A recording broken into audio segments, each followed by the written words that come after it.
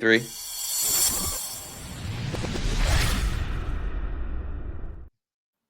Welcome into episode 443 of the Skate Podcast. I am Brian DeFelice, joined by Bridget Prue and Scott McLaughlin. Bridget and Scott, today is part 2 of our Boston Bruins offseason mock-up series, where we're going to focus heavily on the cap space we have remaining and how we're going to allocate it throughout the UFA class, whether it's players that were on the Bruins last year that are UFAs or just the open market. But first, Scott, I know you and Bridget and myself probably have some loose ends to tie up with some of the Don Sweeney contract extension talk.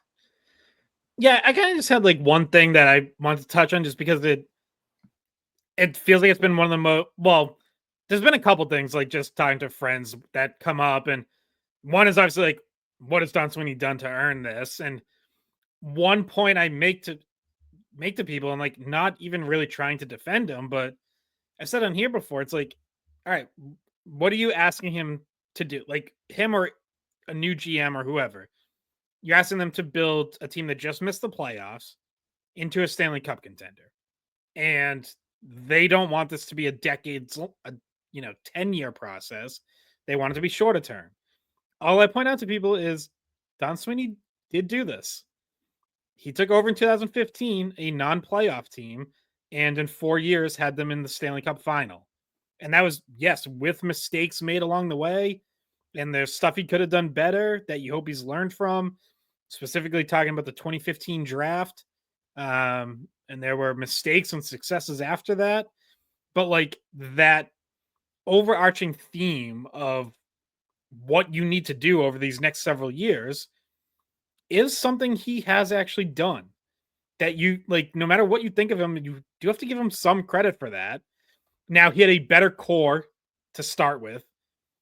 No question about it. You still had Bergeron, Marchand, Krejci, Chara, Pastrnak just emerging as a star caliber player. Like, no doubt about it. You had more to work with. So it's more work this time.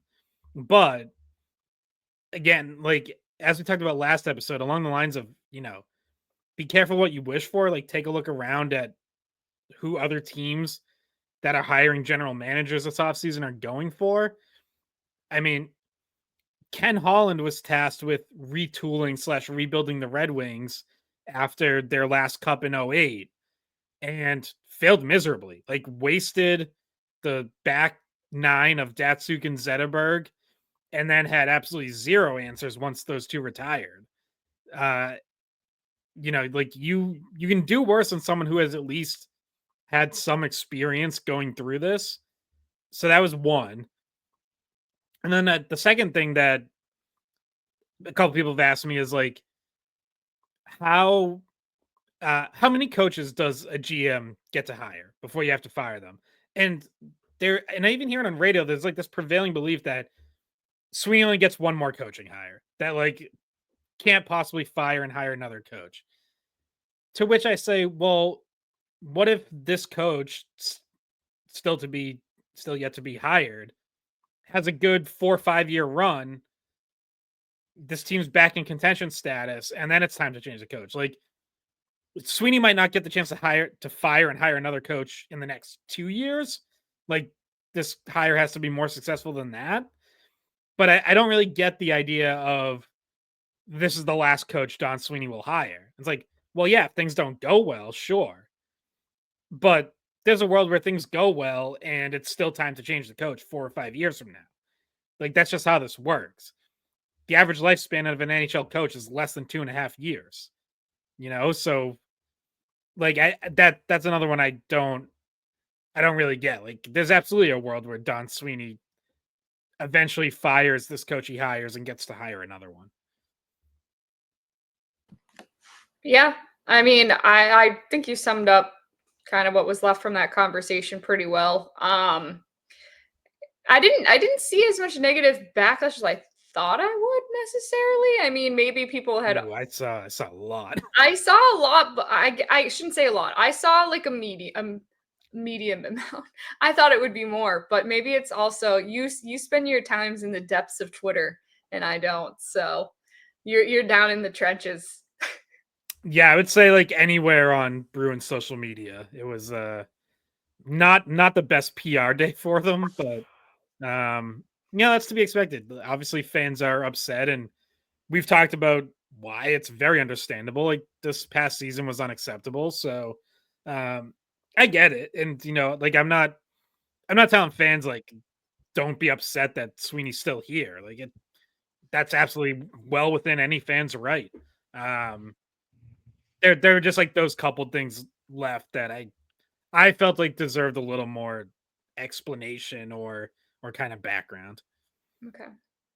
Yeah, I mean, I also think that even people who aren't Don Sweeney admirers, I think they probably recognize, well, the Bruins are having an issue right now, probably maybe hiring the next coach because there might be some instability some questions as from a prospective head coach, and maybe they felt as though, well, if you got to hire a coach, and maybe in doing so, it's extending Don Sweeney to kind of mitigate some of those questions from a coaching candidate. So, but okay, any playoff thoughts before we get into our discussion today? Uh I kind of thought Florida might roll Carolina. Game 1 of the Eastern Conference Finals did nothing to dissuade me. A comfortable 5-2 win. Rod Brendamore dragged into losing the head games in the first period of game 1. He's whining about the refs. It's like, yeah, they missed the call, like 100%. And yes, it is amazing that the Panthers get away with as much as they do. But when like 7 minutes into the game, you're just behind the bench complaining to the refs and then like not stopping during any break in action from there on.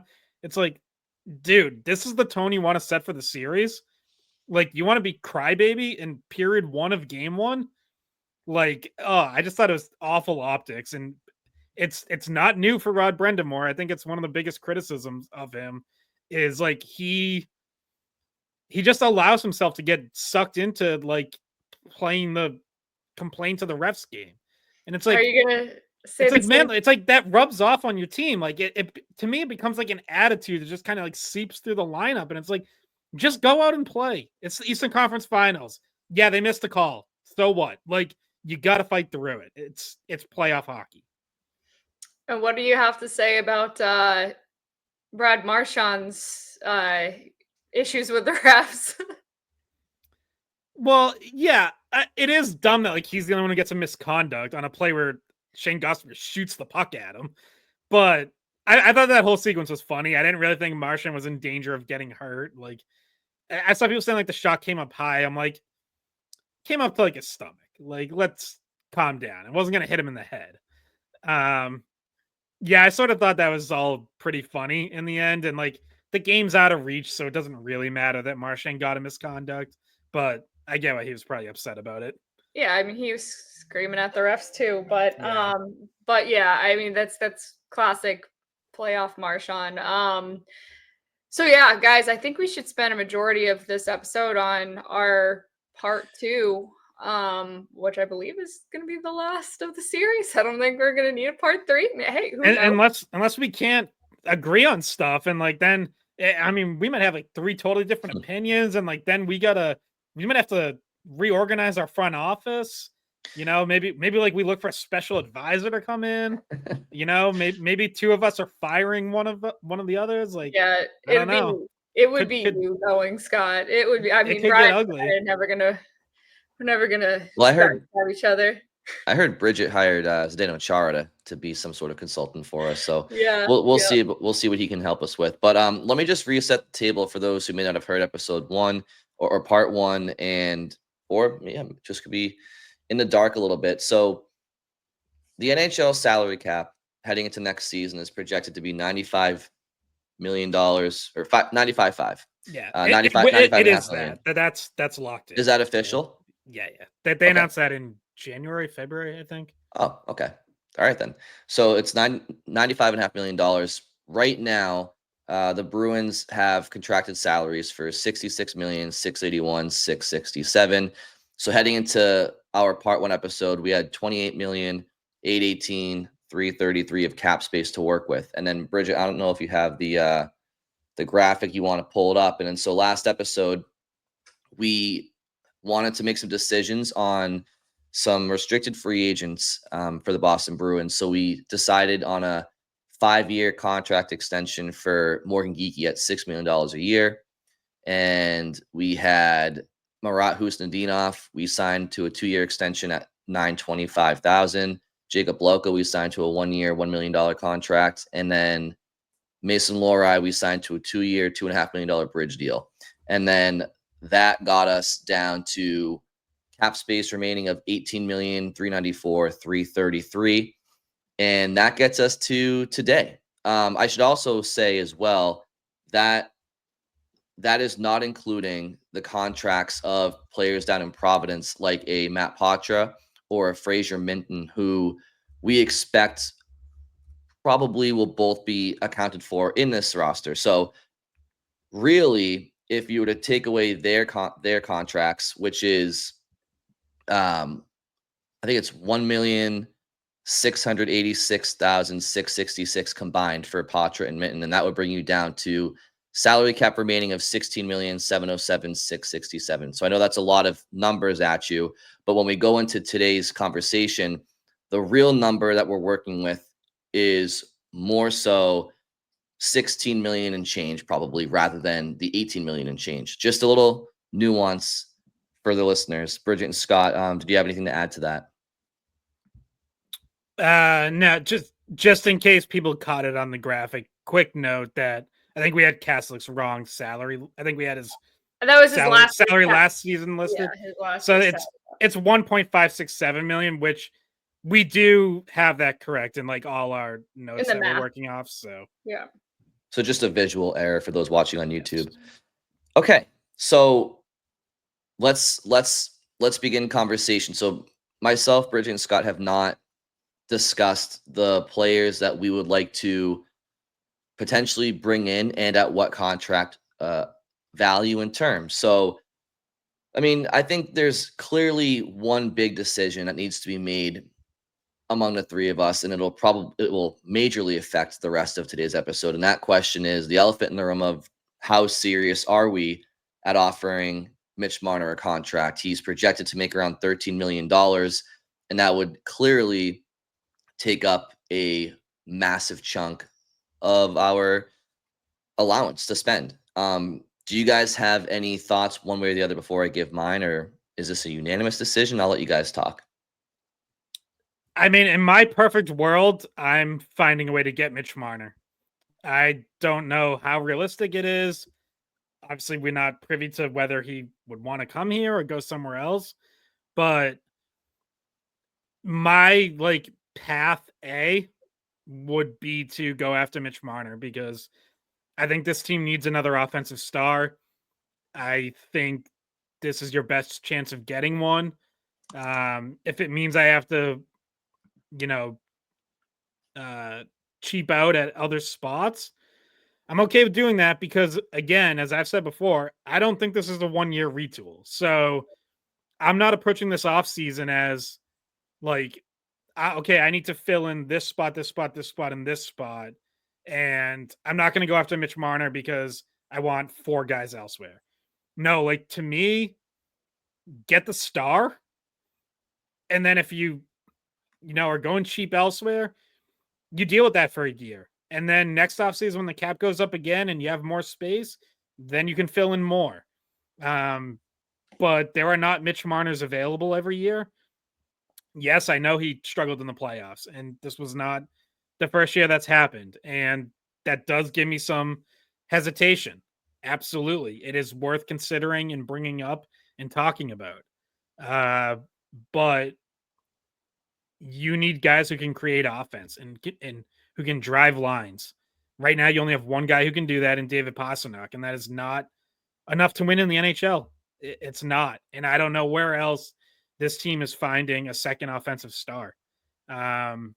So, yeah, I would be, and this, I will argue for this exercise, that is what I would want to do, is go after Mitch Marner. So I think Brian and I are of the belief that, I mean, obviously Mitch Marner is the best available forward on the market. He is somebody that's going to be an impact player immediately. His price tag is going to be high. That's not even, the biggest issue because there is cap that we do have. That, and like you mentioned, there's going to be some depth issues, but you can live with that. When I was, running through this exercise, my original thought process was also to determine what was kind of unrealistic and what was realistic. So, in my mind, I like when I'm really being honest with myself, I think there's maybe a 10% chance he wants to come to Boston. Like, I really genuinely think he's going to go on the market, look for the best deal, and there's going to be so many options for him. There's going to be a lot of offers. And the Bruins would have to make probably the very best offer in order for him to end up in Boston. And that could be a really, really high number. Maybe we could talk about what a number might look like if you really needed to blow him away to get him here. Like, how high are you willing to go? Because in my mind, I think he's only going to the team that offers him the most money. Yeah, I don't know. I mean, obviously, for the point of this exercise, I guess we can't really assume that, but like I think he cares about winning to some extent. I know, Well, does that mean he doesn't come to Boston? Because why? Boston tries to win. I know Boston tries to win, but they beat his team in the playoffs 3 times. Yeah, but maybe he looks at the situation now and says, I don't know. Like, I'm not sure. I mean, I guess David Pastrnak always lends credibility to your case that you're going to be a contender. But yeah, I mean, he's probably not going to want to go to a team but I can't say that for sure because it feels like a lot to him with this deal is going to be about the contract, like the money. That's my gut feeling is that he's going it's a big part. It's a big part of it for any unrestricted free agent. But, just because he might want out of Toronto or be willing to leave Toronto doesn't mean that suddenly he's okay with going to a loser franchise. Like, he might still want to go to another team that that has a winning record and is in the playoffs and has a chance to compete for a Stanley Cup. He might just not want it to be Toronto.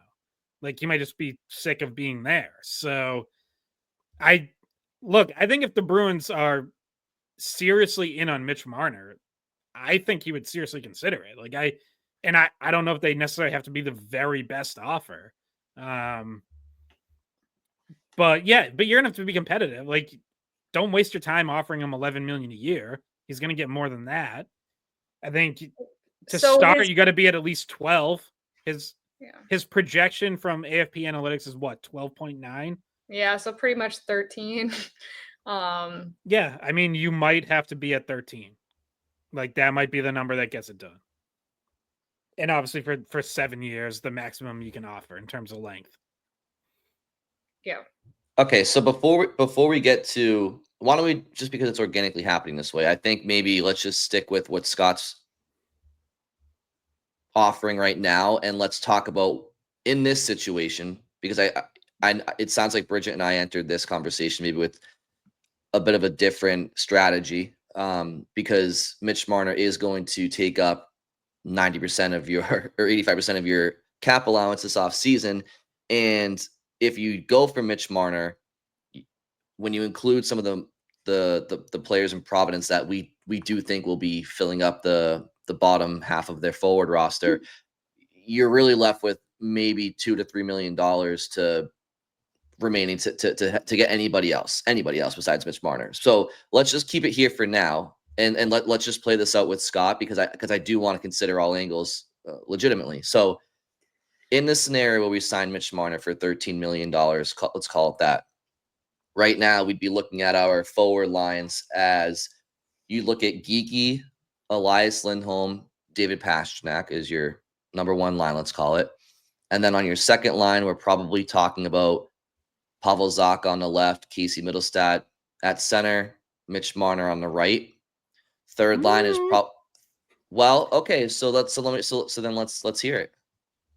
Well, yeah, I mean, signing Mitch Marner is not the only part of my plan because, to your point, you do have to fill out the rest of your roster. So the $2 to $3 million would not be enough to do that. So, And by the way, if you filled in the rest of those gaps with like AHL guys, like you bring up Lysell, like as one of the like you're the math that I have, you have less than $1 million left to fill it. Like it's, and that would be, you would also have to get like, bring up Callahan as your defense. Like it would be bringing up all guys from Providence, not adding NHL guys necessarily, like out UFAs from outside. And pretty much your only move would be Marner to bring in. But I think what you're saying, Scott, is you need to move someone out.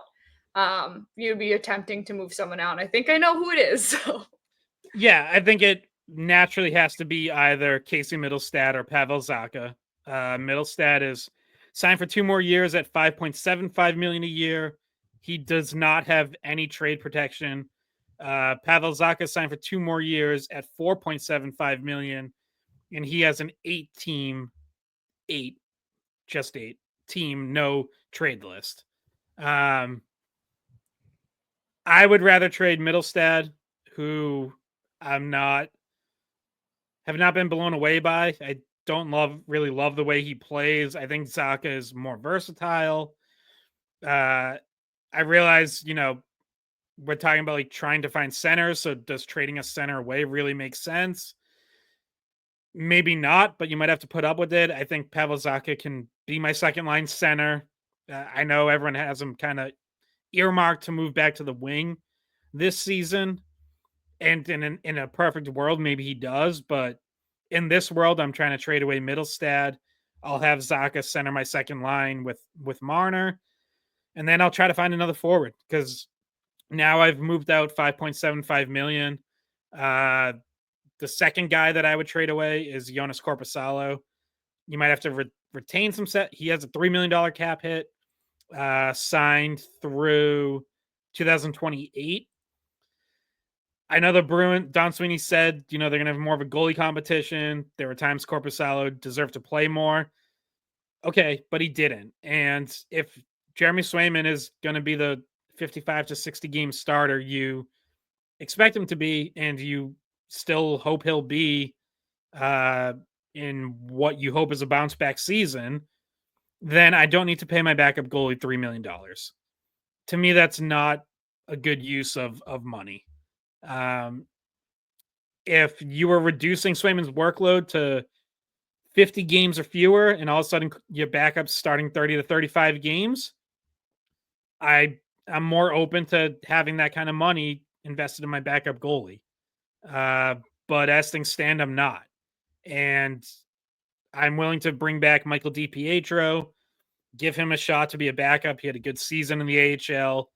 So even if you have to retain a little bit of money in Korpisalo, I think you can free up about another 1.6 million here or so.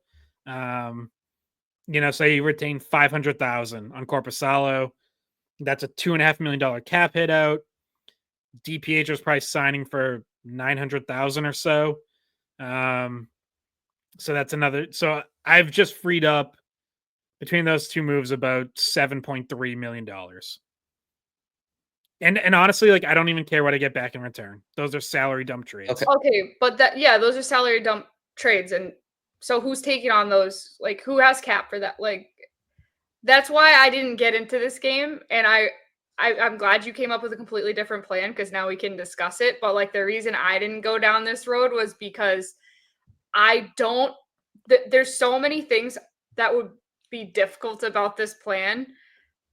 Well, welcome to being an NHL GM. No, but like I'm saying, it was easier to wrap my head around a realistic situation, and I just don't find this to be realistic.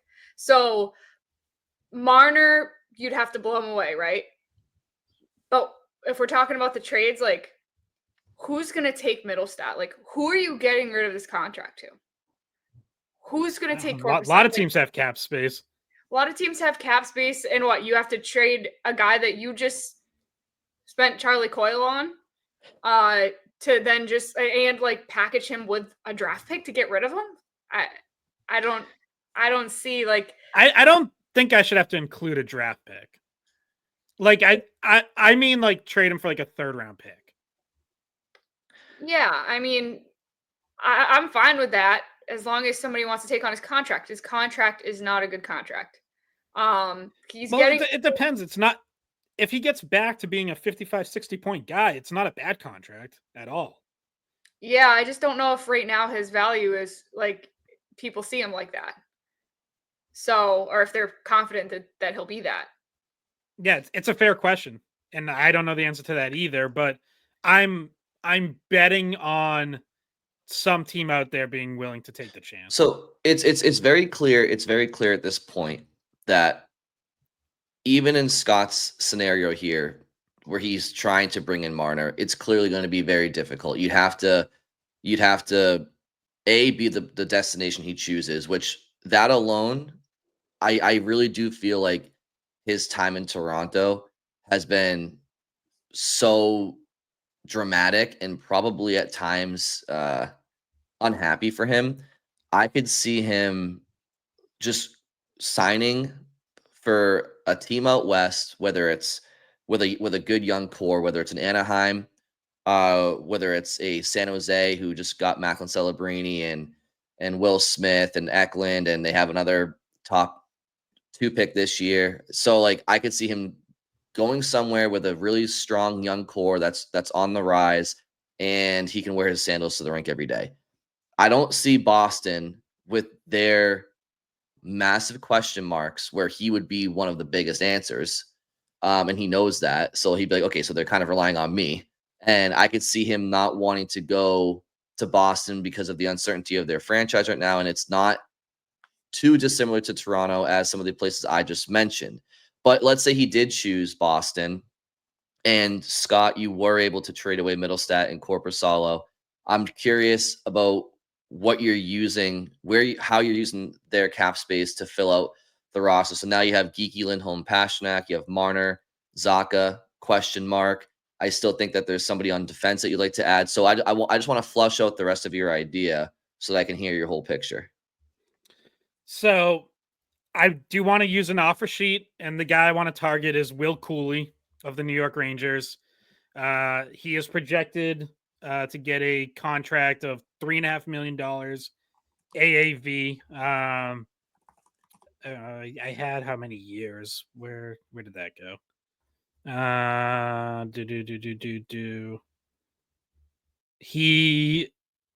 Cooley is projected to get 3 years, $3.5 million on his extension. The Rangers have cap issues. I think they would like to keep Cooley, but they're gonna need to figure some things out. I am hoping that by making that offer, they'll take the 2nd round pick for him, and consider that a trade worth making in order for them to get under the cap and fill out their roster elsewhere. To me, that is how you use an offer sheet. I know people have this dream of Matthew Nyes after watching him in the playoffs with Toronto. Toronto has more cap space, and if they're letting at least one of Marner or Tavares walk, they have enough to keep Nyes and match an offer sheet, which means you have to really go above and beyond and give up, at least a 1st, 2nd, and 3rd round pick, because you got to offer at least $7 million. If you went even higher than that, you're talking about 2 1st round picks. If you went over like $9 million, that is. So I don't think that's all that realistic. So I'm looking at teams that have cap issues like the Edmonton Oilers did last year when the Blues went after and successfully got both Dylan Holloway and Philip Broberg. The Rangers are a team that has cap issues. So Will Cooley would be my target. Hopefully I get him for that $3.5 million projected, but maybe because it's an offer sheet, it has to be a little more, around $4 million or so. You definitely need to sign a defenseman. So ideally on the right side to slot in behind McAvoy. My ideal target there in unrestricted free agency would be Dante Fabro, who is projected by AFP Analytics to get 4 years, $4.5 million. I don't think I'm going to be able to afford him, unfortunately. I've gone all in on Marner. I don't think I'm going to have the cap space left to spend $4.5 million on that defenseman. So a guy that I would settle for is Nick Perbix from the Lightning. Same age, 26, projected to get 2 years, $2.6 million. I think I can figure out a way to fit that in. So that is sort of the bulk of my plan. And then I am going to add a depth forward, ideally for cheap money. Maybe as we get closer to the end here, we can figure out who that might be. But that's kind of what the rest of my plan looks like.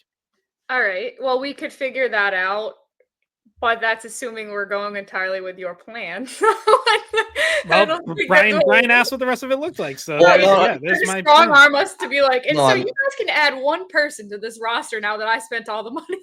Well, I my strategy here was to go with a more free agent UFA versus salary cap remaining, and who I think could fit at the end of the day more realistically, knowing that, because I know Scott, that he was probably going to go the Marner route. So I went with my direction to offer a separate route that we could decide on. But it doesn't mean that I don't prefer Scott's plan. So I just know that I wanted to give multiple different looks for us to decide on. But so I just want to, because I'm kind of writing down his lineup so I can visually look at it when we get there. So I think I have your second line now, Scott, of Cooley, Zacha, Marner. Your third line, are you going with the kids? A combination of kids? Yeah, I think, slot in Patra on third line, and then at least one of Minton, Husnudinov with him. Maybe one of them's on the fourth line.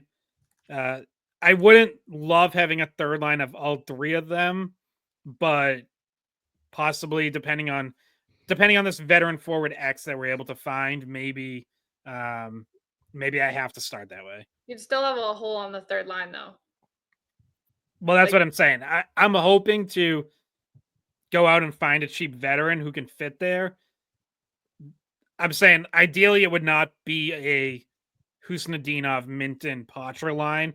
I would like for one of them to be on the fourth line. So this is why it's a little bit tricky, because when you say, well, I hope I can find a veteran forward, I don't know if you have the money to do it. But that's but again, this is why it's good to have different looks here, so we can kind of talk about it. And then on defense, Scott, you got McAvoy with who do you think McAvoy's with? Is it with Lindholm in this situation? Or Lohrei? Do you like the idea? Because you mentioned last episode that Lohrei Peak has not been a great pairing. Do you like the idea of Lohrei and Peak as a third pair next year, or would you prefer McAvoy and Lohrei, Lindholm and Perbix, and then Zadorov and Peak? Would you like something like that? I think that's what I would start with. So that this process has already started, but I make sure in my end of season meeting with Mason Lohrei that we are making it very clear how much we want him to work on his defensive game this offseason. We're going to work with him. And if he's around all summer, he can be in Warrior. But I'm hoping he comes back in a better place. I've pointed out before that when he's with McAvoy, that is a pairing that has actually had some success. Like, they are in the positives in terms of goal differential, expected goals, all of that. So McAvoy has also spoken highly of Mason Lohrei. He at one point this season said Mace is a stud, which I know in part is just good leadership and it's, pumping up a kid's confidence. But I would like to give that a chance, whether it's out of the gate or just at some point down the line, and see if Lohrei can show me that he can handle playing on that pairing. Okay, I think I'm with you on that, Scott. I think wherever I go with my defensive addition, I also would probably prefer maybe Zadorov and Peak. And then I want to separate Lindholm and McAvoy for that ability to separate your two top defensemen on multiple pairs. Okay, so I think I got Scott's lineup here. Bridget, let's go to you. So mine is like so far different that there's not a single guy on here that is the same. So I'll say the parts that I agree with for Scott is that if you can move Middlestat and even Corpusalo, that's fine. Like that I agree with, but I just think it will be difficult to find a taker for Middlestat maybe. And because of the crazy lack of cap left for Marner, I decided to go a different direction. And not even actually, this wasn't even mostly because of cap, is mostly because I just think there's like a 10% chance he chooses Boston, and he's going to choose somewhere else. I think Brian feels the same way. It even if you did offer him 13 million, I don't know if he comes here. So my plan, for the sake of us being the front office though, like, would you? So like whether we think he ultimately would accept and come here is one thing, but for your planning purposes, like, would you offer him 13 million a year? I think you have to. I don't even think I think that's like there's going to be teams that are willing to do it. So, no, yeah. but I'm saying, like, is that your plan A? Like, would you be like, yes, I want to go offer Mitch Marner 7 years, 13 million a year? Or are you like, I don't even want to do that. I just want to focus elsewhere? If Marner is their plan A, then yeah, they have. I'm asking you, Bridget. We're the front office. That's the whole exercise. It's not my plan. Well, that's okay. So that, but that's we are the front office. We're talking about this. I want to know your opinion as my fellow co-GM. My opinion is that 13 is, I think, fair. 13 million is fair. I feel like you're still not getting my question. Do you want to do that? Like, do you? If you're going to go after Mitch Marner, it has to be your plan A. We can go to plan B if he doesn't want to come here. I'm saying we sit here in May and formulate our plan for July 1st. Do you want us to go after Mitch Marner? I think to be fair, here, it's difficult to answer that question without we need to look at all different scenarios. So that's why yeah. I'm glad we got Scott's. Of course. But like, I'm trying to pin you guys down on, do you want to pursue Mitch Marner this offseason? Yeah, but what I'm saying is, because you did your exercise and I knew that you were going to, right? I wanted to write yours down, look at yours, and then I wanted to see what the other options are, and then be able to, because you have to be able to look at all scenarios. So like, yes, at surface value, Scott, I love what your plan is, and I can already see myself wanting to go with yours, regardless of what I end up saying in a few minutes, where Bridget says, unless she can offer me something else that I'm not thinking of. But in order to do so, I want to see every meal in front of me. But that doesn't mean I don't already know what meal I'm gonna like. But this is why I want to see what Bridget has. Like, Bridget, I know, went through this exercise. So last episode, Scott, you remember, she was upset she couldn't get to it in part 1, but now, and I'm not just gonna take your plan and just agree with it completely. I know. I'm not saying take my plan. Maybe this time I wasn't getting across. I was just curious, like, is what you're about to present, is this your plan A? Because you don't even really want to pursue Mitch Marner. This is because I have given up on that as an idea, right? Okay. Like, I have already gone through the exercise of, do I think he'll come? And like, if I'm like the actual GM in real life, you probably do offer, see what happens. But at the same time, like, the first day of free agency, if you don't know, like, there's so much that happens if you don't know. Like, right. To that point, though, guys, to that point, like, this is why I may say right now that I want to go with Scott's plan as plan A. But so at the end of the episode today, I may say, let's go with Scott's plan. And then afterwards, maybe Mitch chooses somewhere else, and that's where it's like, okay, so now at least we have these other ones lined up. That's why we have to offer these first to the listeners before we kind of Or like Mitch Marner might be like, yeah, I'm gonna take a week to evaluate these offers and make my decision. And meanwhile, the second, third, and fourth best free agents might sign. Like, so that's the other part is like you might have to decide, all right, if Mitch Marner doesn't decide on July 1st, is he enough of a priority that we wait for his decision? Or do we just say, you know what, forget it, we like this other plan? So yeah. But as long as you have one, as long as you have plan B ready to go, and that's I want to come out of here today with two plans. I want to come out of here with a Marner plan and a non-Marner plan. That's ultimately what I want. And so anyway, but Bridget, why don't you give us your analysis? Yeah, so basically my thought process was to just be realistic. And though I think everybody would like to get the biggest fish, I just went through mine guessing that probably more likely than not it wouldn't happen, right? So I went with a more conservative, like, okay, we're going to take what we can get, assuming that Marner like there's just a higher chance that he ends up elsewhere.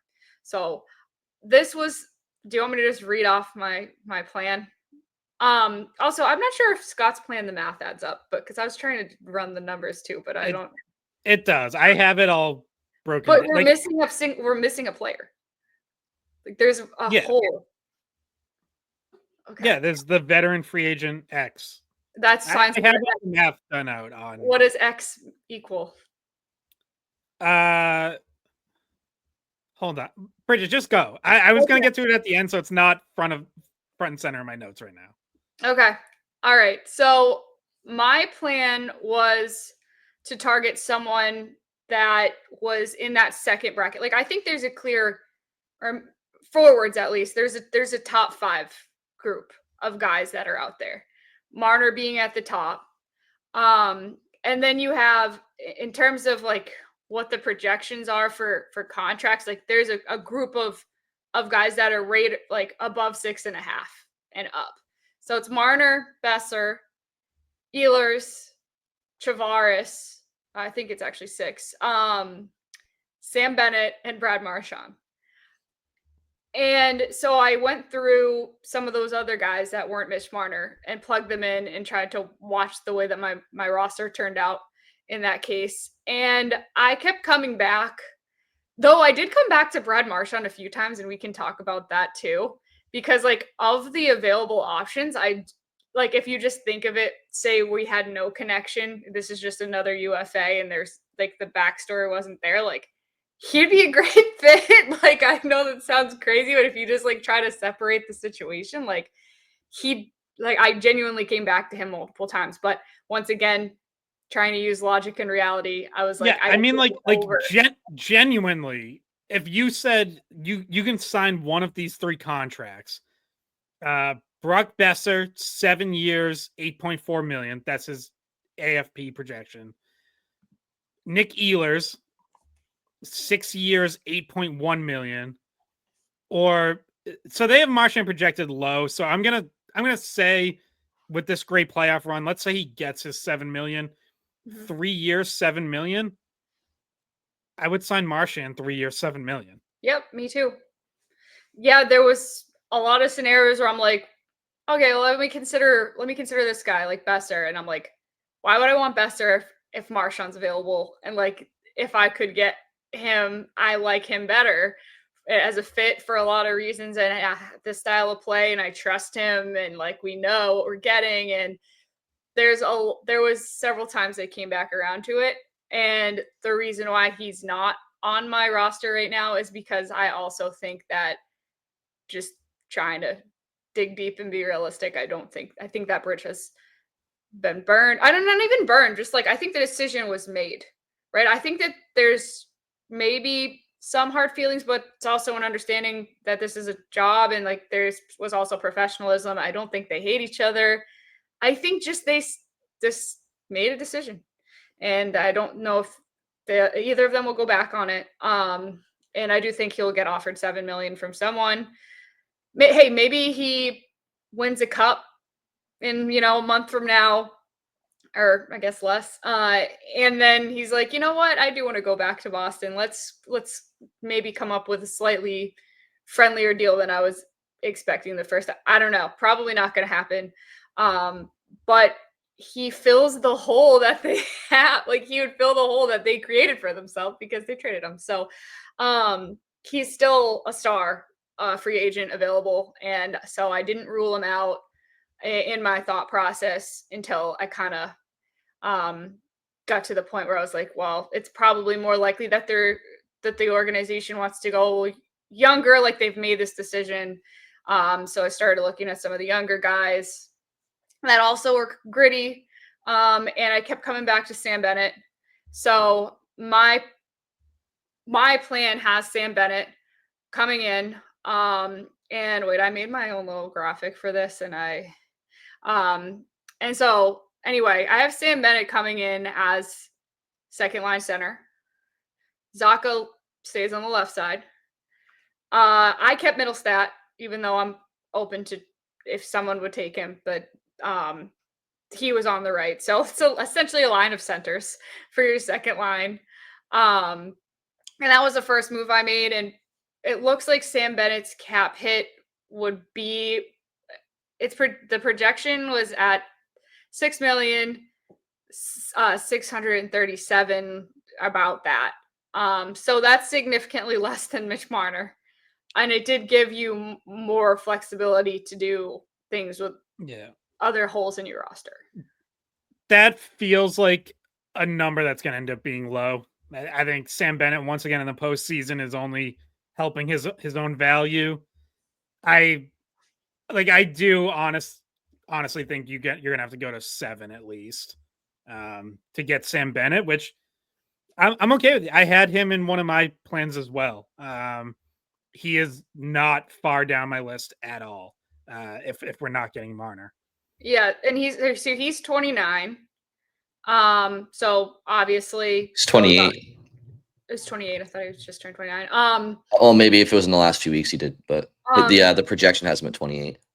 So he is, either way, he still has a lot of career left. You're gonna probably need to sign him to a longer deal. You don't think you necessarily have to go the full 7, but he's probably gonna be looking for a pretty stable deal to set him up here for the rest of his prime. And you hate him when he's not on the team, but he's another guy that if you bring him in, he is younger than Marchand. He has that same attitude of being a pest. You wanted to bring in a center. Now look, you have all of these center options you can rotate around. If it feels like just trying to plug the hole and just trying different blocks and seeing what fits best. And this is another center you can bring in. And the question to me is with this though is he's on a line with Zacha and Middlestat. What does that dynamic look like? To me, that there's no guarantee that there's chemistry with that group at all. There's no guarantee with anybody having chemistry. Yeah, especially when you're bringing in players from the outside, that's a risk you're taking. But if you think about their styles of play, they're very different, and especially if you have the playmaking, the pass first guys on the same line, is Bennett going to be the finisher on that line? Is he yeah, he's the one around the net front, which is that's how he works ideally. So, you look at what he has in Florida, and I guess it's a little different depending on whether Verhaeghe's on that line or not, because Verhaeghe is also a setup in the slot guy. But yeah, you have Tkachuk as sort of the playmaker, and Bennett tends to be right around the net front or behind the net, battling down low. That's exactly what his role would be on that line. Obviously, you're not giving him the same caliber of wings as he has in Florida. Specifically, you're not giving him a Matthew Tkachuk. You can't unless you put him on the line with Pasternak. But yeah, I think Bennett and Zacha could work together. I am still considering trading Middlestat in this scenario, especially bringing in Bennett.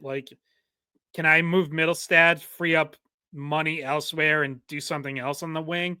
We can go down that path if we ultimately choose this plan. I guess I don't know. I'm as you can tell, I'm pretty down on Casey Middlestad in general.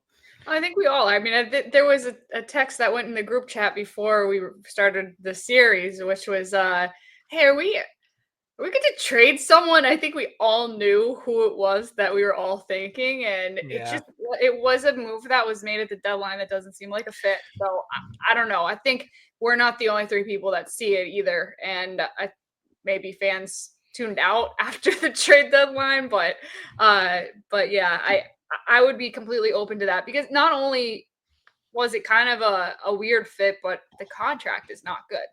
Like, Pavel Zacha has a reasonable contract under $5 million. Casey Middlestad's contract is just rough for what, and we had mentioned this at some point during the last episode, well, what if he's your third line center? Is there a way you maneuver this where you got Zacha, Bennett, or I would say there is out, and then he's bumped down to the third line. Well, then you still have that argument of everybody thought Charlie Coyle was an overpaid third line guy. This would be the same thing. He'd be making so much money to be your third liner. His contract is $5,750,000. So I would say there is a scenario if we wait to the third one that we get to.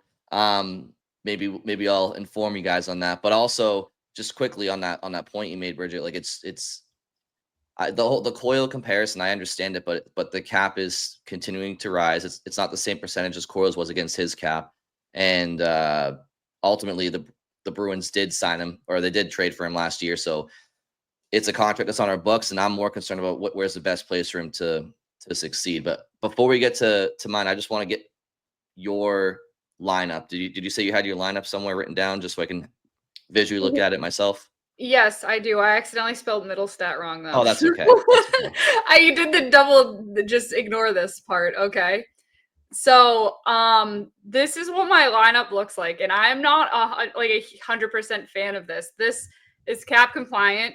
So I put Sam Bennett in the project. So Scott's saying he might get higher, so maybe change that to $7 million for him. And then I decided to move Mark Kastelic up because I wanted a stronger guy on this third line. And I had Matt Patra there as the center of the third line, Kastelic on the left side, and I added Patrick Kane. For his projection was $3.5 million. His current contract is $4 million with Detroit. You'd probably just need a 1-year deal for him. If you can get him under 3.5, maybe that adds a scoring threat to your third line. He was kind of my out of the box, really trying to think hard about how to add a scorer, somebody who can make an impact on the score sheet. Though I don't like his game completely. I mean, he's not super well-rounded. Defensively, I would have questions about this line that I've put together. But he's an option on the power play, and maybe you get scoring from your third line more so than if you loaded up all your money onto Marner and then dealt with the Providence depth. And then my fourth line is not very controversial. Who's Nadinov, Minton, and we had Lauko, and I put Lysell as an option as well. So Lauko as the extra skater, Lysell as the right wing. I like the young line. This is probably just me saying I want to see this because it's, a young line of who's Nadinov, Minton, and Lysell could be interesting. And depending on how much cap space you have left, that might be what what you can afford. And then I added a mid-range defenseman on the right side to pair with Zadorov, and I grabbed Cody Ceci, who I kind of alluded to last episode. Dallas defenseman. His projection came in right around $3.5 million, which I thought fit where I was at budget-wise pretty well. So what are your thoughts on some of those other fill-in pieces? I'm extremely out on Cody Ceci. I just do not like him as a Okay. player. Yeah, I think there's other things we can do on the right side. Kane's interesting. I don't hate it in a vacuum. I do worry about how he fits on this team. He's a net negative at 5-on-5 nowadays. Definitely still power play specialist, and your power play does need help. So if you're not getting, a Mitch Marner or another high end, free agent like that, like Kane is a cheaper option who can come in and help your power play. I think like other veterans that I had kind of looked at in maybe a slightly lesser price range were guys like Brandon Saad, Victor Olofsson, Evgeny Dadonov. I think any of them could be had for between like 2.5 to 3. So I think it depends on what you're looking for there. Where like Stod's a more well-rounded player, probably at this point, but Kane still definitely has the highest offensive upside, or not upside because obviously he's older, but he's gonna give you the most offensive production of any of those guys. Yeah. So Bridget, we have some similarities, but yet different, and so I'll just kind of lump in ours together a little bit here. So basically, when I look at the guys that are available, I obviously took this with an approach of not pursuing Mitch Marner. Not only did I know that Scott was going to offer that, though we didn't discuss it, I just knew he was going to because I know him. I don't love how much of the cap he takes up when it comes to UFA allowance. And at the same time, as we saw in Scott's exercise, it's excruciatingly painful to even try to make it all work to fit him in. But I still like that he offered it because it's a very, very interesting approach. But beyond Mitch Marner, I look at some of the players that are available in free agency, and I don't love a lot of their ages and or lack of production and what they're going to be making. So, for example, Brock Besser, I'm not comfortable paying Brock Besser $8.5 million for the next 6 years. I mean, I think he has 173-point season. The rest of his career has been in the 40s in points per year, sometimes in the 50s. He's a good player. I'm not saying he's not a good player, but I don't want to fall into we didn't get Mitch Marner, so I'm going to grab Brock Besser at that price tag. I'm not in love with it. Matt Duchene, he's 34 years old, point per game this past season. That's great. Am I paying him $7+ million for the next 3 years? I don't know if I'm doing that. John Tavares, 34 years old. Am I paying him almost $8 million? Not doing that. Claude Giroux, 37, not paying him. Nikolai Ehlers, he's approaching 30 years old. Good player, really good player. Am I paying him $8 million because I didn't get Mitch Marner? To me, that's the classic what happened last year, which is we're just going to grab somebody to grab somebody. I'm not saying he's not a good player, but I don't know if I love the price tag, even with the cap improving. Brad Marchand, you guys touched on. Jimmy Benz, 35 years old. Am I paying a projected 4.8 for him? I don't think so. So I tried to become cap compliant while getting players, not necessarily Moneyball, but Bridget brings up Patrick Kane. Okay, Patrick Kane was third among UFA wingers in points per game last season, behind Mitch Marner and Nikolai Ehlers. Okay, well, Patrick Kane is projected to make $3.5 million for 1 year. Would I rather get his production on the power play at that cheap price tag? I'm not married to the player. Or would I rather spend an extra $5 million on Brock Besser, where Patrick Kane outperformed him in offensive production last year? Or Nikolai Ehlers, which is, again, you just don't know the fit. We don't know the fit about Patrick Kane either. But I did pencil Patrick Kane in. I also penciled in Sam Bennett, and I penciled in Dante Fabro. So when you take away the salary cap that is going to Sam Bennett for $6.4 million, Patrick Kane for $3.5 million, Dante Fabro for $4.5 million, Matt Patra at $870,000 and Fraser Minton at $816,666. We are left with $2,279,148. And even if Sam Bennett is an extra million or so, we're still cap compliant with cap remaining. My lineup in this situation.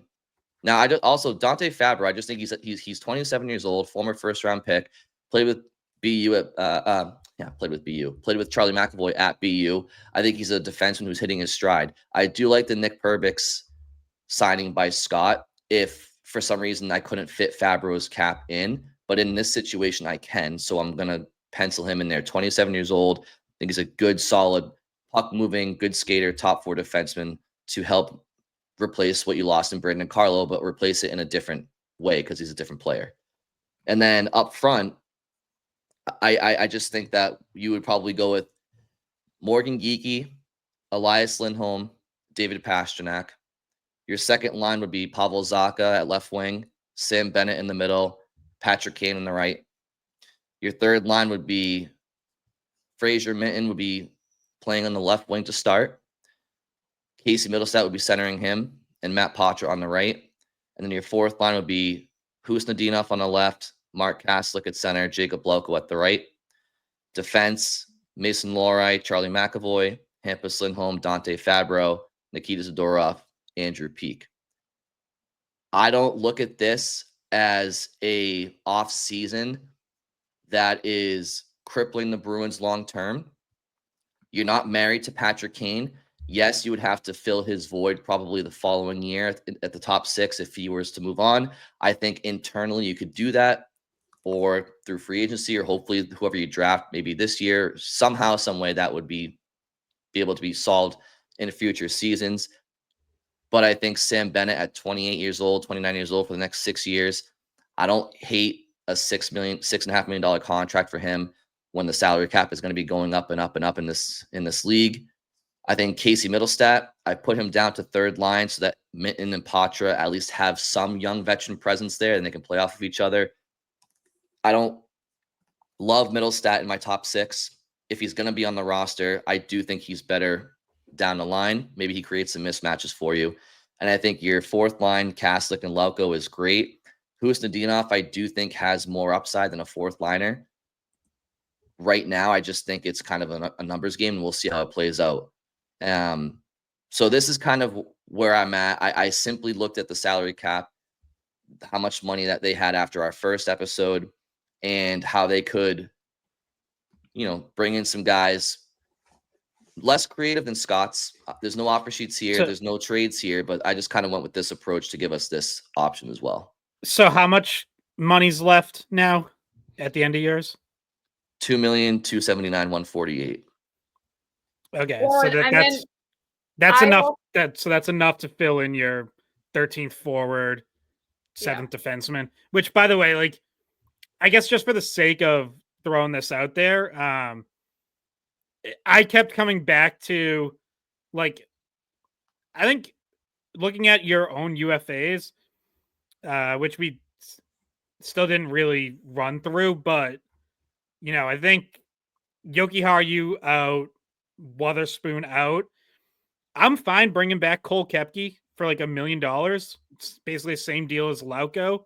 And now, that combination of like Lauko and Koepke is my 12th and 13th forward. Mike Callahan at like league minimum $775 to be my 7th defenseman, I would be cool with. I thought he did some good things last year. He would need to clear waivers to go back to Providence. But he's also kind of like far enough along now where he's not really developing anymore. So I think he can be my 7th defenseman, even if that means he's going to sit for stretches. And Brian's plan leaves me enough cap space to do that.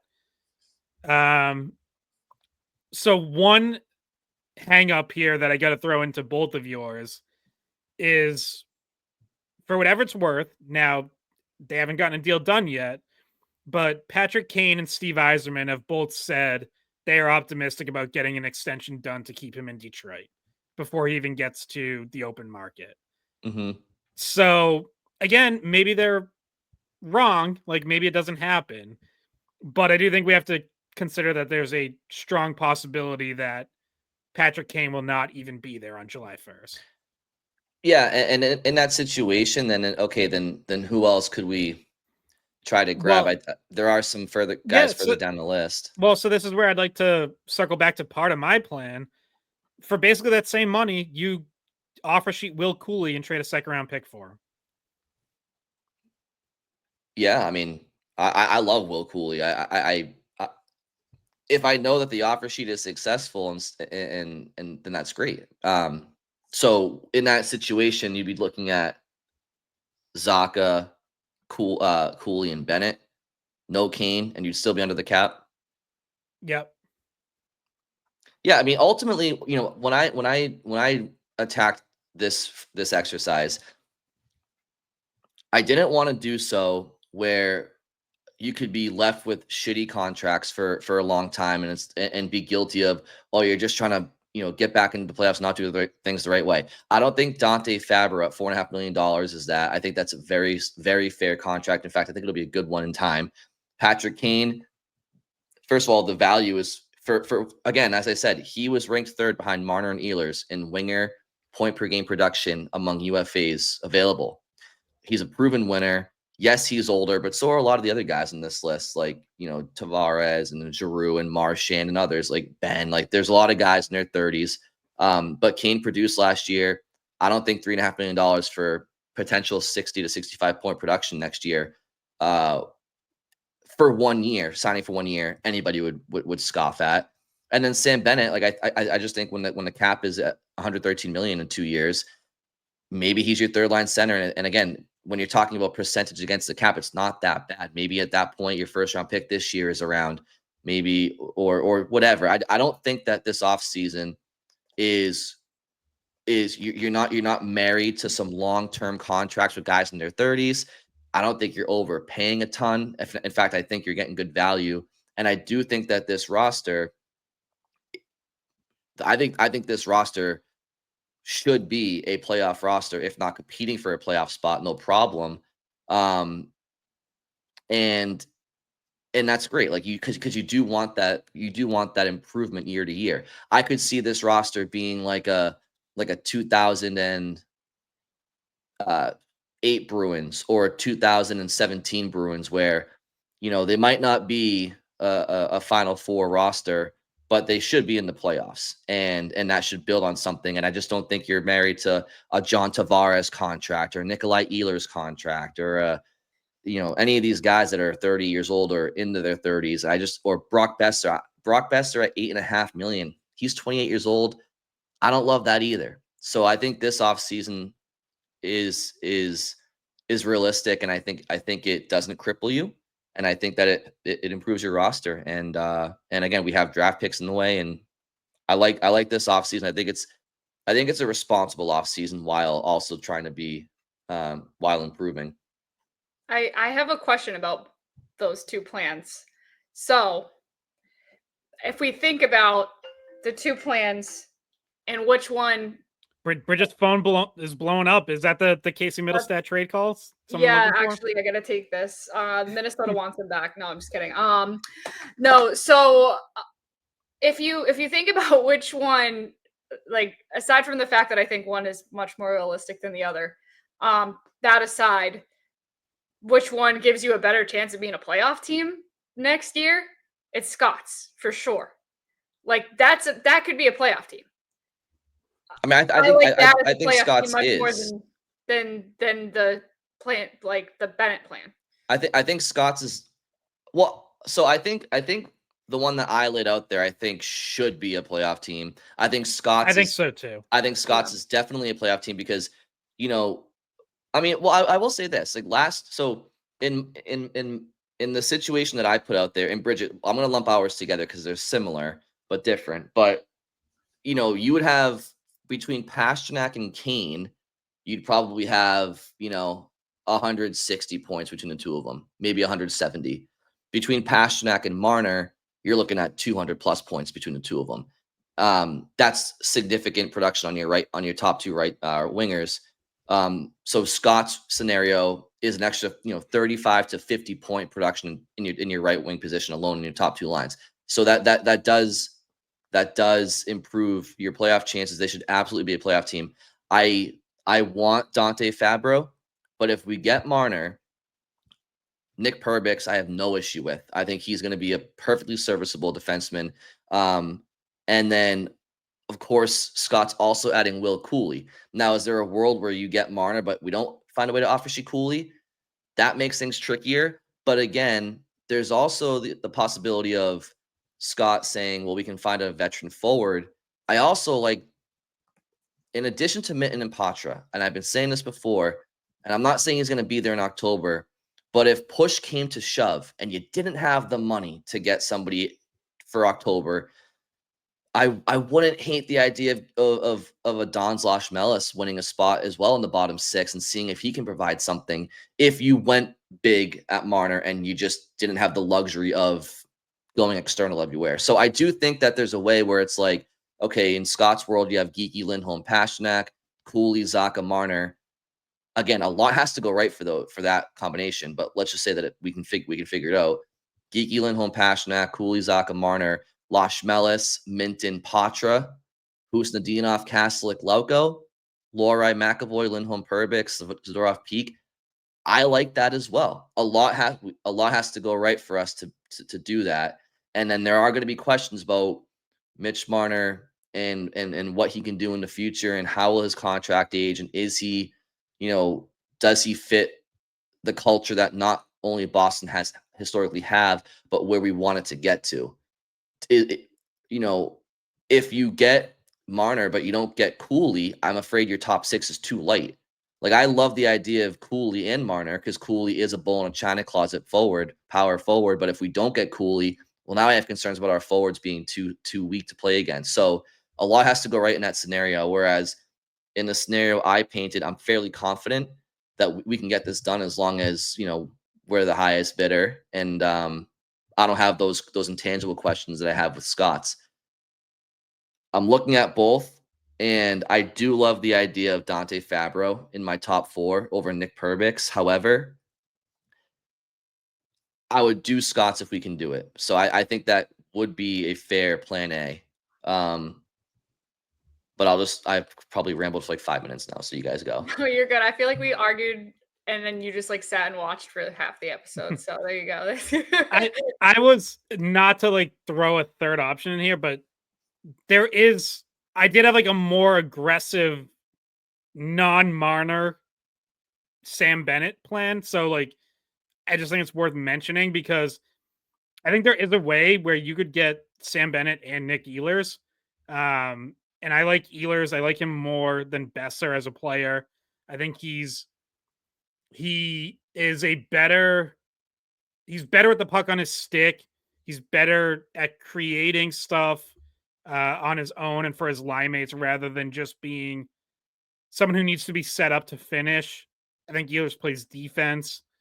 But like, so kind of going back to my original plan where you're basically salary dumping Casey Middlestad and Jonas Corposalo, you could then get Ehlers for the 6 years, $8 million that he's projected. You can get Bennett. You can offer Shea Cooley. Like, you can do all the stuff I want.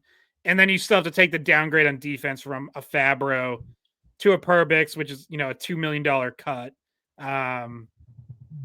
So like that, again, I'm clearly like, as you can tell, I'm trying to be bold and going big, and like maybe it veers too far into, hey, this isn't fantasy hockey, which I get, but I do, look, Don Sweeney's in a situation where I think they need to at least be talking about bigger, bolder, outside the box plans. So I do think it's worth throwing out there. I also don't want to gloss over how big of a need that top four defenseman is, though. Like, I feel like Bruins fans and us, we've been talking a lot about how they got to get help in the top six, and they got to, and that's true. But they also are right now without a top four right shot defenseman, and so when I look at getting Marner, absolutely prevents our ability to do so. And I think Dante Fabro is 27 years old. I think he can be your solution there for the next, 5-6 years, unless somebody exceeds him. And in that case, that's a good problem to have. So I don't. Yeah, Yeah. Fabro's had an interesting career because like he started well in Nashville, then really fell off to the point where he was like a third pairing, like 13 minutes a night guy, and was really struggling. He gets moved early on last season from Nashville to Columbus and really found his game in Columbus and ended up having definitely the best season of his career. He gives you some offense, some puck movement on the back end, which I think they could use. Perbix, a little bit more probably stay at home type of guy. He is, he can get involved offensively, but it's definitely not a strength. Perbix is a little bit of an analytics darling. Like there's underlying analytics that suggest maybe he can handle a little more than what he's been given in Tampa. But I do, like the previous 3 years would worry me about Fabro a little bit, but what he showed in Columbus is definitely encouraging. And I think there is still, some upside for him to play at that level and be a legit top 4 defenseman. Whereas Perbix, I think you're hoping a little more. He's probably ideally a third pairing guy. Yeah. And you're just hoping he works with Hampus Lindholm. All right. Well, I think it's probably coming down to decision time here. So, I mean,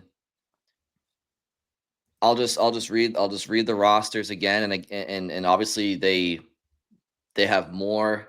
Some have more of a difficulty in executing than others, but they're all. Well, I know Bridget and mine's cap compliant. Scott, yours is too. Although there's still a bit of a mystery as to who that final forward would be, but. By the way, like in my outline, I ended up with it being Brandon Saad for like low twos or so.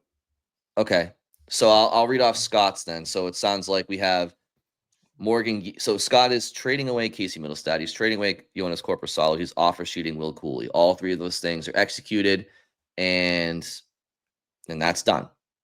The question marks of executing those are not a factor here.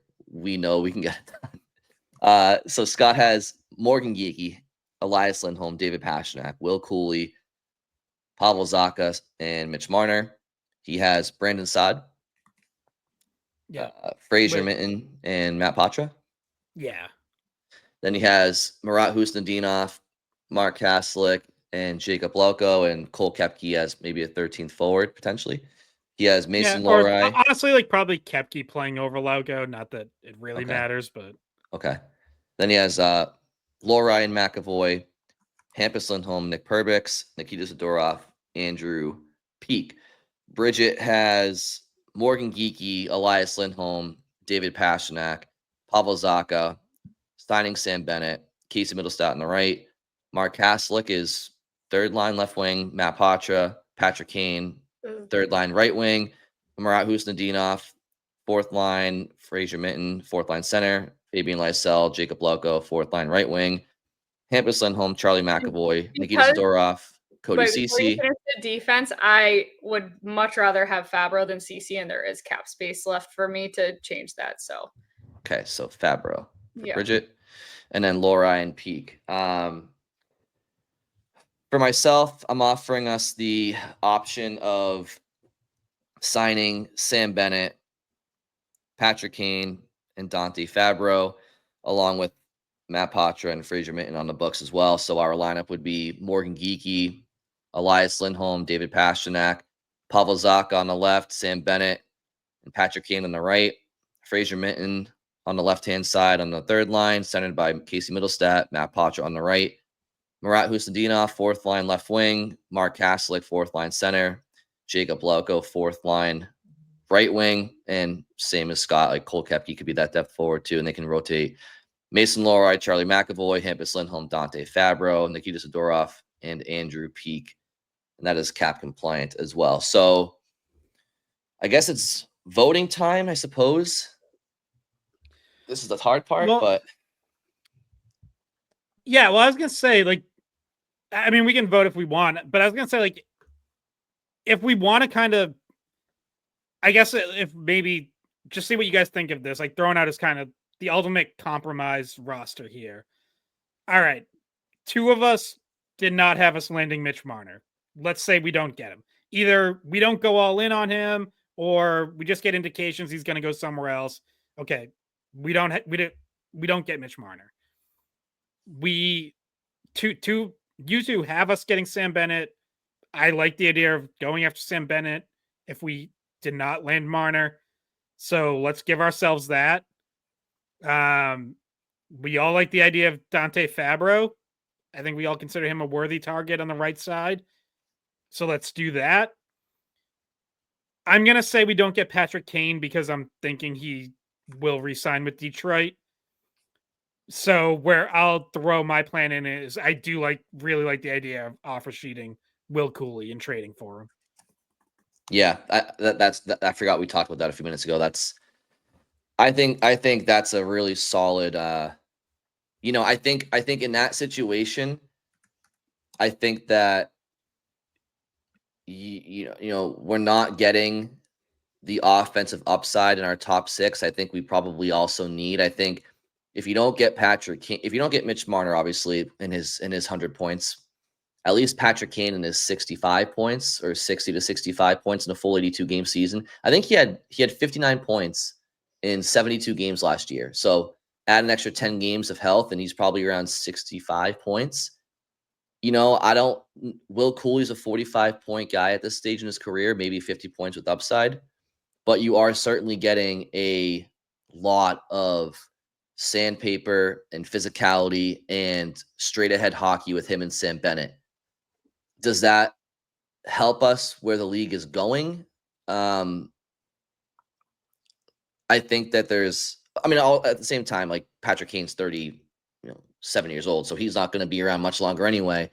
But if we're talking about this year, do we have enough offense in that scenario where you're looking at Morgan Geekie, Elias Lindholm, David Pastrnak, Will Cooley, Sam Bennett, and Pavel Zacha? And then we have the kids in the third line, which is maybe Middlestat, Minton, and Patra. I think our offensive output is still probably in question a little bit. We're still a little top heavy from a scoring perspective. I agree. Yeah, you're right. I just think like if we're not getting Marner and you're not going after an Ehlers or Besser or one of the veterans like Duchesne and Tavares, Kane could be a shortcut if he gets to the open market. I just have serious questions about whether he's going to. So, do I love this team? No. Are they better? Yes. Should it be a playoff team? Yes. Is it a cup contender? No. But again, you're building out more of an identity. You've improved. Maybe you keep Casey Middleton on the second line like Bridget had and hope he gets back to being a 50 to 60 point guy. Like if Casey Middleton's here, I honestly think you kind of need that from him. Is there a way to get Marner and Fabro? Because it would be really tough. Even when he traded out those other 2 contracts, I don't think it fit. I kept ending up having to settle on defense because even if you don't offer sheet Cooley, you still need another forward somewhere. Yeah. So unless there's a $1.5 million guy somewhere that I overlooked, I will say one really cheap option I considered was. So I think I did actually play it out, getting Marner and Fabro. And basically what I had to settle for up front is bringing back James Van Riemsdyk at $1 million and plugging him on the third line. Just as hey, he might score 15 goals, give me 35 points. Yeah. So, yeah. See, the reality is these things are figured out over a longer duration than an hour and 15-minute podcast. Because because we've thrown out different scenarios. Now we're trying to brainstorm, because you're right, Scott. It doesn't necessarily have to be one of these plans altogether. Maybe what's that? Part 3. Yeah, maybe we get our scouts and our player development personnel, and which is our listeners. I mean, they may have some feedback as well, and maybe we can kind of come to a final decision. We gotta settle on our team before we log off today. By the way, we also, just because we did promise, we can do this in like a minute, but we did say we were gonna make our 7th overall pick as well. Which I would then argue maybe we should do part 3, because no, we've covered the draft extensively. We had Chris Peters. If people really want the breakdowns on all these guys, listen to our episode with Chris Peters, just from what was that, a week or two ago. I will just say, like, I let's say the top 6 in the draft is, just to stick to like the general consensus: Schaefer, Misa, Hagens, Martone, Frundell, Denwye are off the board. I will say at 7, I'm taking Jake O'Brien. I think Brian's probably with me. Yeah, I am. I just don't see I don't see the other guys being there. I mean, you never know. Could be wrong, but I do like O'Brien's upside. I know his skating's a question, but it's a lot of these guys have questions. I mean, Porter Martone, his skating is a question. They all have questions. I do like the upside, and with some further development. So I would go Jake O'Brien, because as we're talking about here, none of these guys we're talking about, none of them are high offensive production center iceman. None of them, whether it's Sam Bennett, Pavel Zacha. Well, Middlestad, you still hope he could be. Yeah, that's true. As for the draft, like, I'd be really, really hoping Denwye was still there, but I don't think he will be. So, like, if he was there at 7, definitely him. But if not, I agree with you guys, because that's the unfortunate thing about the way that the ping pong ball is bounced. I thought that if you got top 6, you had kind of, you had your pick really. Maybe Denwye is still there for you at 6, but at 7, there's a good chance other people saw what he did this season, were impressed, and decided to go with him higher. So, yeah. Okay, we got to come to a decision. Scott ordered it. So,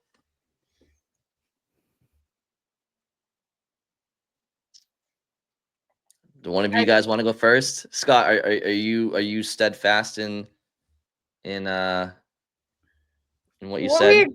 I think, he said like most of what seems like the majority. He picked out like the majority on each of the things, and like, the majority of us think it's probably out of reach for Marner. So, I mean, second line has Sam Bennett and Will Cooley on it.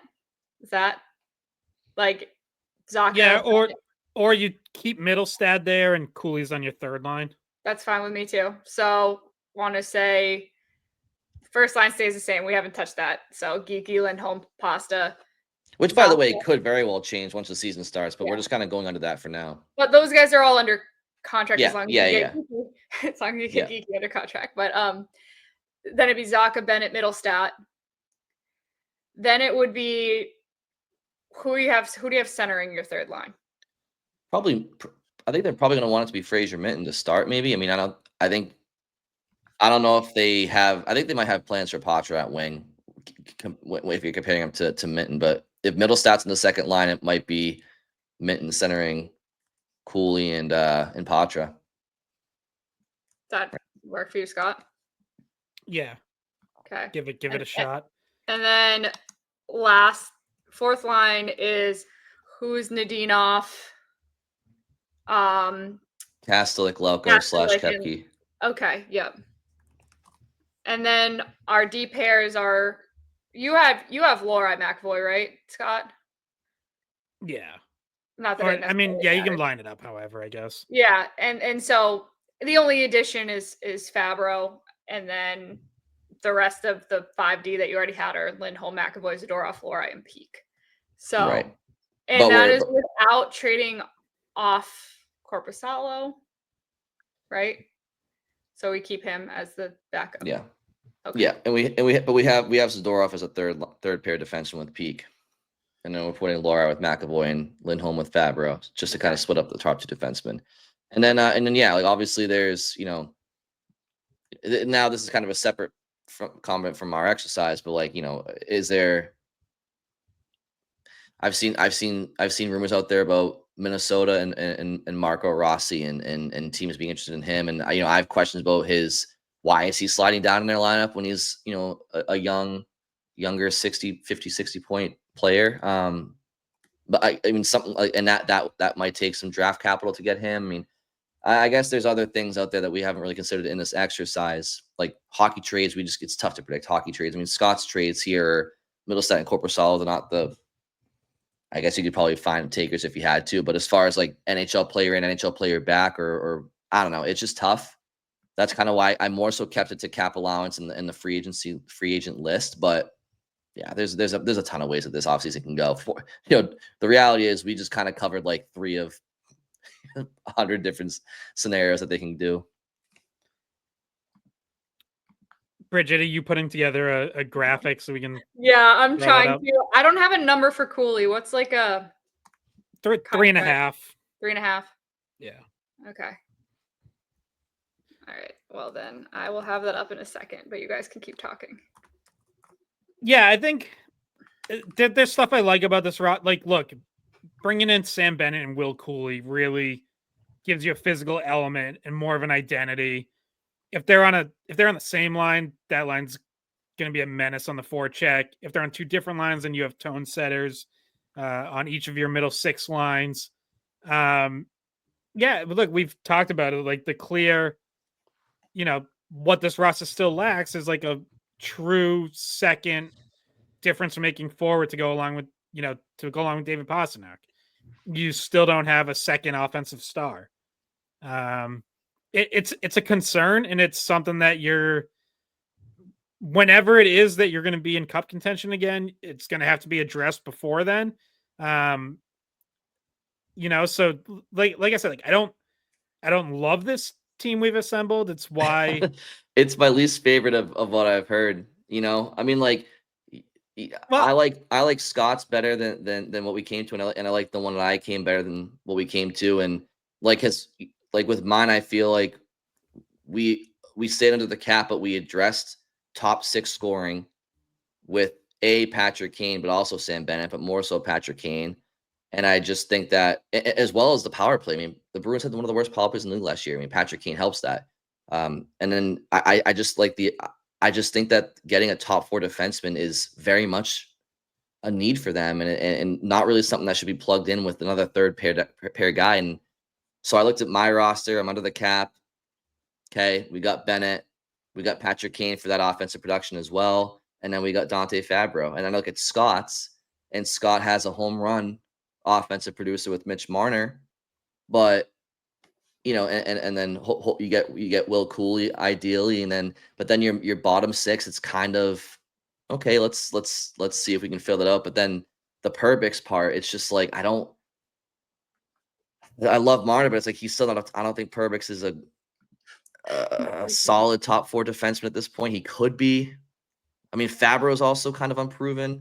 But then I look at what we came to, and it's like Cooley and Bennett, and I don't know. I'm just like, there's no who's a scorer there. Zacha, Middlestat. I mean, yeah. Well, there's also again, like as I've said many times, the Bruins almost certainly are not going to be able to fill all of their holes on their roster this summer, and so like I could see the scenario where you have to go cheaper at your second pairing right defenseman because you just can't fill that this offseason.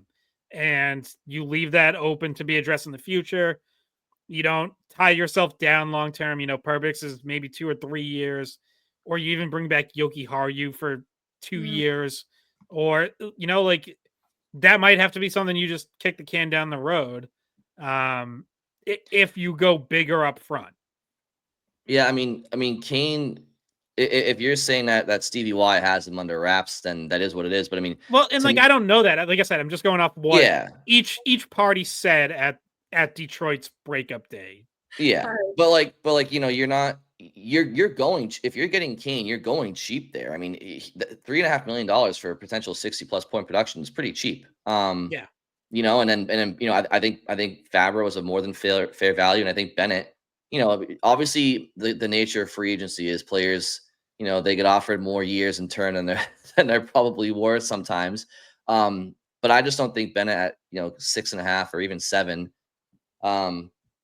At 28 years old is all that bad. I mean, with the cap going up, but I mean, I don't know. I guess in your world, Scott, if you know that you're trading Middlestat and you're trading Corpusalo and you're offer sheeting Cooley, then I'm just gonna know that they're signing Kane.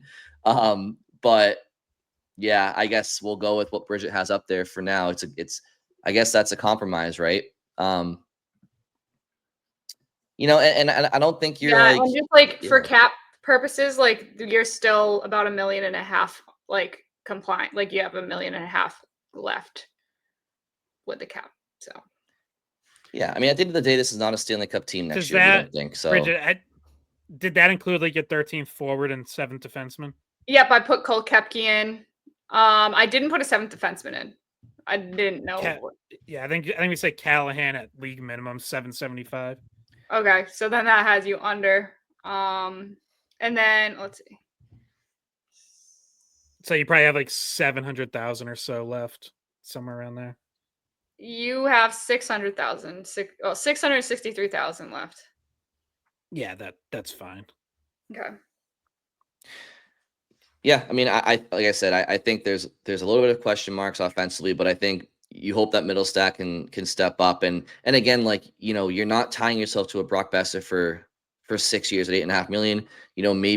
Maybe who you draft at number 7 overall, maybe he comes in a year or two and over the next 5 to 7 years, 10 years, he's providing what you're not getting in free agency this year. Maybe somebody steps up we don't anticipate. Like again, maybe a Don Zloshmelis or Fraser Minton or Matt Poitras ends up being a little bit more than we hope offensively, or you just never know. So I don't think we're really buying away our problems here. I think we're filling out a roster respectfully and not overcommitting to any position with somebody at a bad value or a bad age.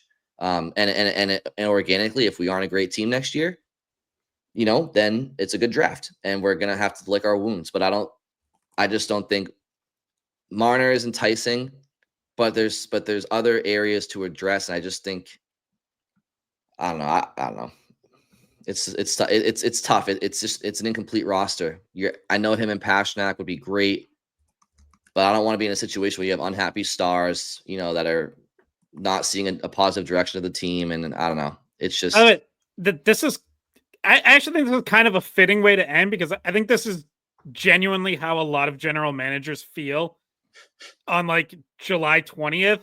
Is they're like, yeah, I like the moves we made. We didn't really get our top priority. And there's still some holes I wish we could have addressed. Like, very few general managers go into September and are like, man, boy, do I love my roster. I really did every single thing I wanted to do this offseason, and we never had to go to plan B. So it probably makes this whole exercise more realistic that we settled and compromised and are kind of like, do I really love this? Like, that's what the Bruins offseason is going to be this year.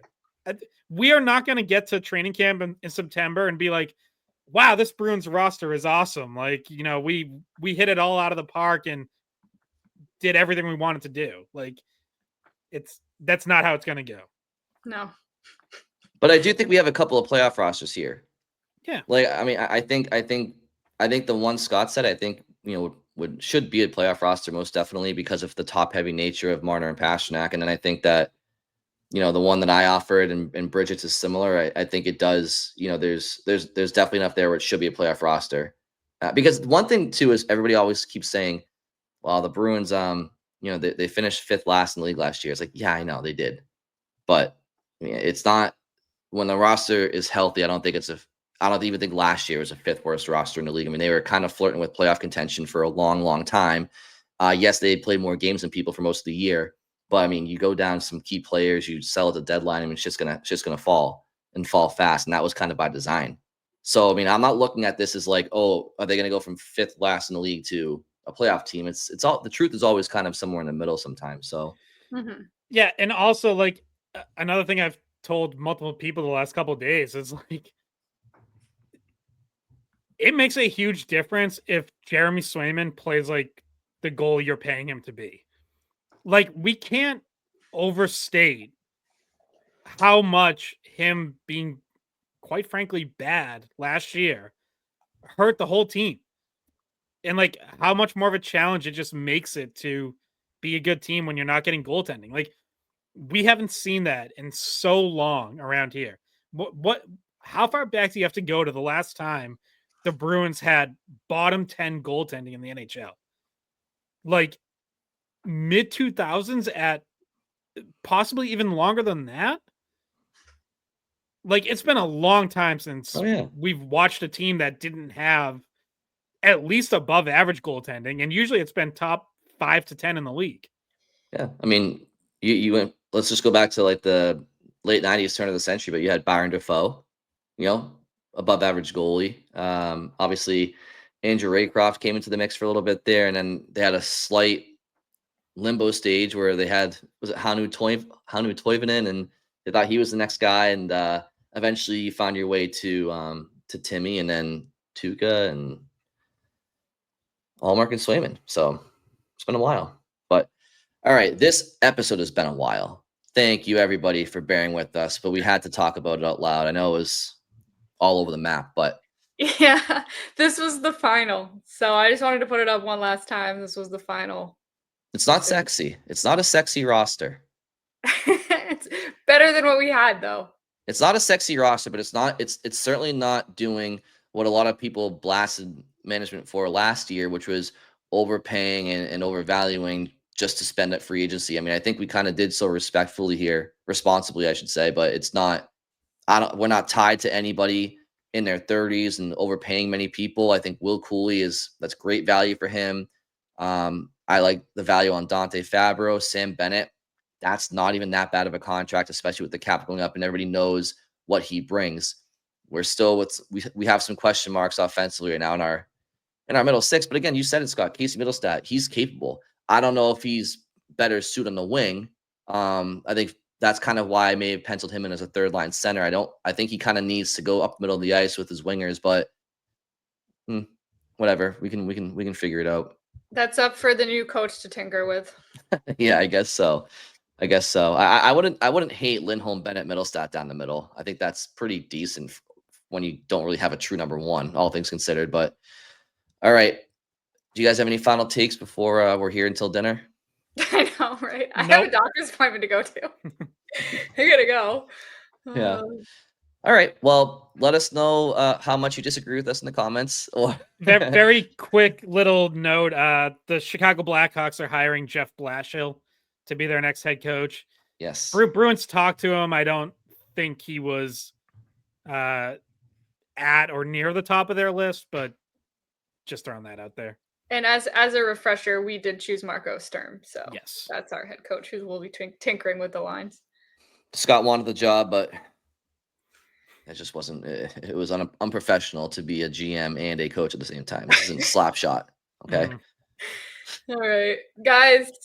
I think we gotta go. All right. People followed us to this point. Who knows? It's a long one. Yeah. Oh, there's podcasts out there that are 3 or 4 hours and they have multiple episodes a week. So we'll take one long one. But we're heading into a long weekend. You guys have 3 full days. Maybe you're traveling somewhere in the rain, sitting in traffic. Yeah, people got time to listen. Yeah. So everybody have a nice holiday weekend, and we'll talk to you next week. Hey guys, thanks for watching the Skate Podcast. If you want to see more of our videos, visit our playlist.